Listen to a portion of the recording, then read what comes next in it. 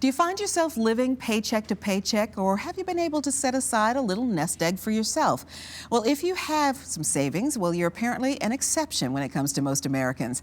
Financial consultant Janae Murphy is here to tell us how to assess our savings plan and maybe start putting a little bit away. Good morning, Janae. How are you? Good morning. I'm doing great. Thank you. Great. A lot of us learn our savings habits and our spending habits from our family and our parents. And that's kind of where your story comes in, because a negative story in your background helped put you on a positive move towards savings, didn't it? That's exactly correct.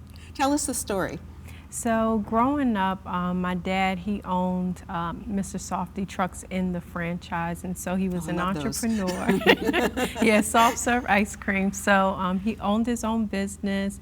You know, we was able to live very comfortably. My mom was able to stay at home with me and my brother for 9 years. But unfortunately, you know, as time went on, a few bad business deals happened, and he accumulated a mass amount of debt, so he eventually had to take on a partner, which bought him out. He wasn't keeping up with the mortgage, and so we had to sell to avoid foreclosure, and that's how we ended up moving to Richmond, Virginia. And how did that experience affect you directly and mentally? It showed me what not to do.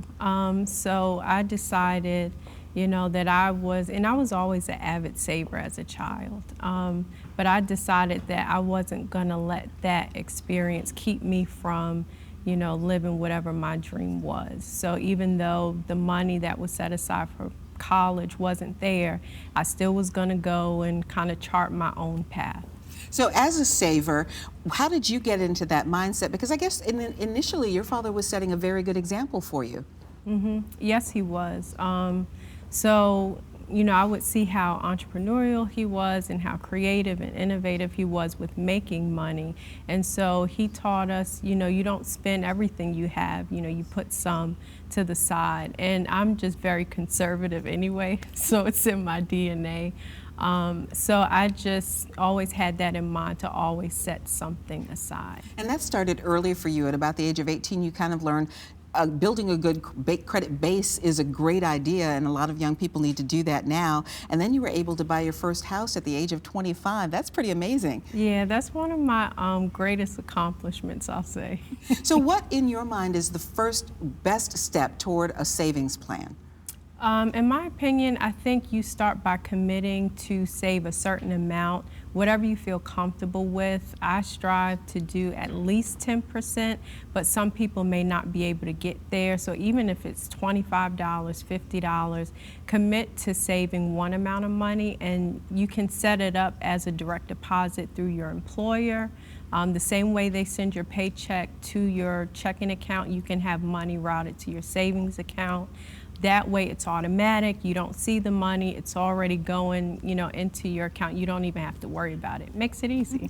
And assessing your savings plan is the workshop that you're going to be doing, and you were telling me it's the second in an 8-part series that you're doing, trying to help people get back on track. That's correct. Yeah, so it's an 8-part money management series. The title of the curriculum is Be a Better Money Manager.